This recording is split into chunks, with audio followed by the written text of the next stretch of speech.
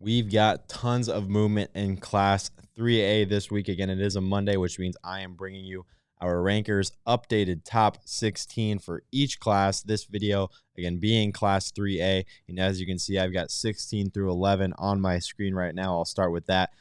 Benton, they're 4-2. They nearly pulled off a huge upset to Solon, took them to double overtime, just couldn't quite get it done again. Benton, their two losses being Solon and Mount Vernon, two teams way up there in our rankings. So this is a very good team here at the bottom of our top 16. At number 15, West Delaware. They are new to our rankings. They beat Center Point Urbana 41-0, and they have a notable win over Webster City pretty handedly. So West Delaware, a really good team, and they hop into our ranks. At number 14, Hampton Dumont Cal, the Bulldogs. They are losers of 2 in a row after their really emotional win over Nevada. They've struggled. They've lost to Webster City and Humboldt. Two really good teams nonetheless, so they're going to hang out in our top 16. They'll sit at that number 14 spot this week. At number 13, Nevada, 5-1. Again, their one loss coming to Hampton Dumont Cal. Nevada is coming off a 43-0 win over Knoxville. They've still got Harlan and Creston yet on their schedule, so a chance for Nevada to really make a statement. At number 12, Bishop Heelan.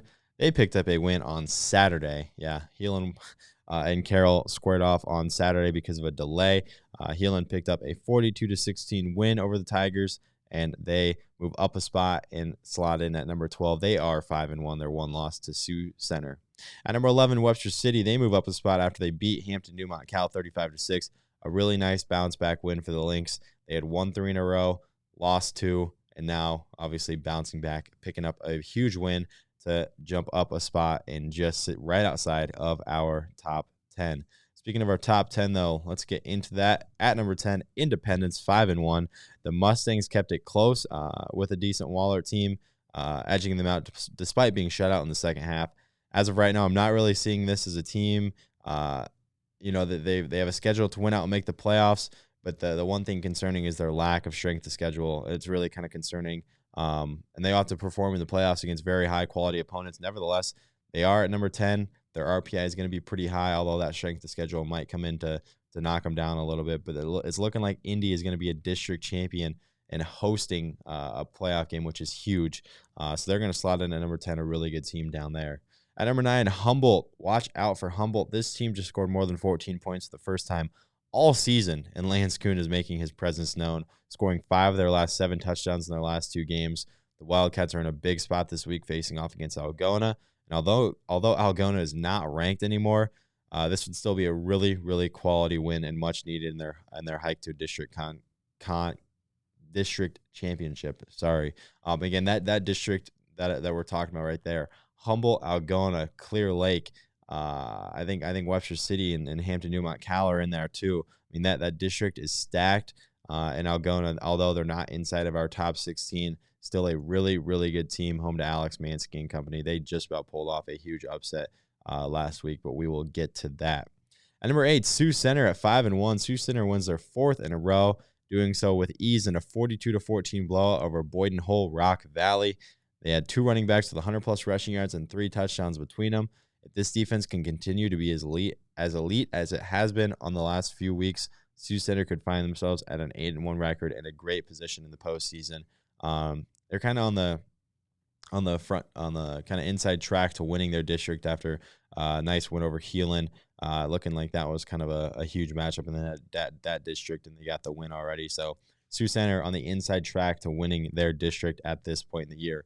At number 7, Assumption. They moved down 3 spots. Although Assumption fell to the very talented Mount Vernon Mustangs, they don't fall too far from grace. Let's not forget, this team has only lost to 4A's North Scott and now Mount Vernon, and they have picked up some impressive wins over Solon and Fort Madison.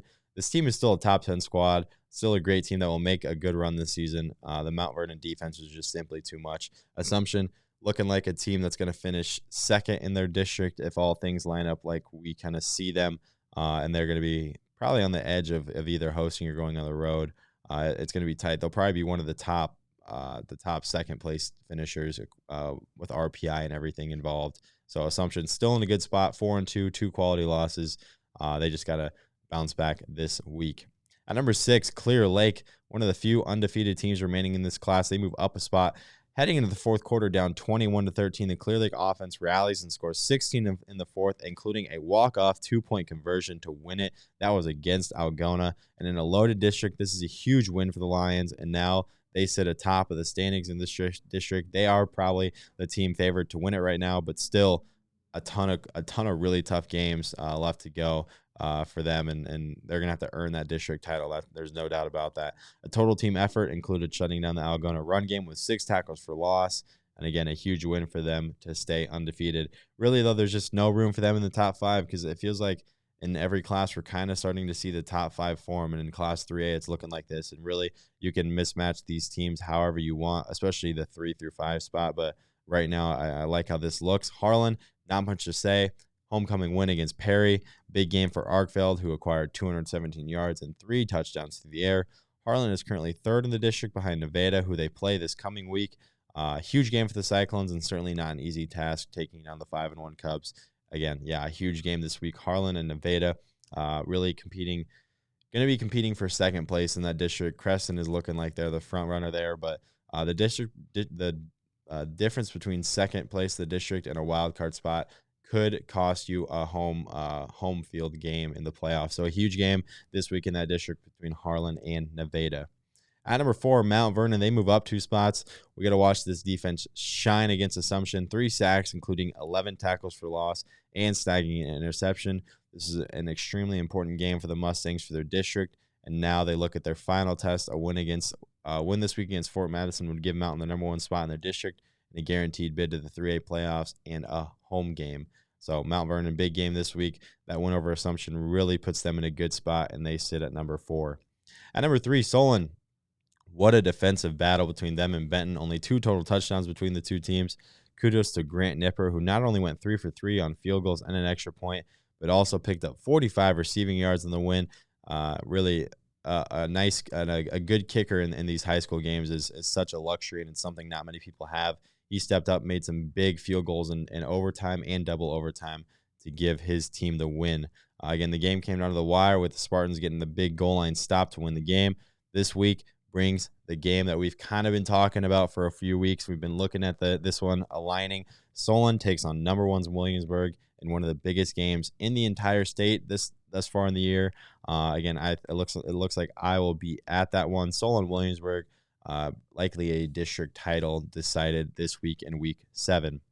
At number 2, Creston, they are 6-0. Have a day. Cale Turner, 285 yards and 5 touchdowns from the best statistical quarterback in 3A. I will say he did throw his first interception on the year this week. I believe he's got like 20 touchdowns and 1 pick, so still a pretty good ratio for Cale.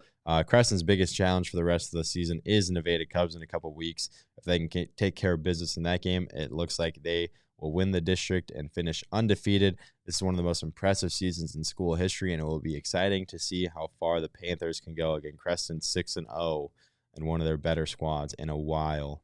But really no room for them to jump up right now because Williamsburg is the clear-cut number 1 at 6-0. No shock here for the Raiders. A rout of Fairfield, 56-14. The story for the Williamsburg is definitely their opponent coming this week. Again, we just talked about it, Williamsburg and Solon. This game will certainly be a decider, and Williamsburg has just been dominant, really. They got the win over Xavier, and ever since then they've been rolling the past few weeks, setting up for this one.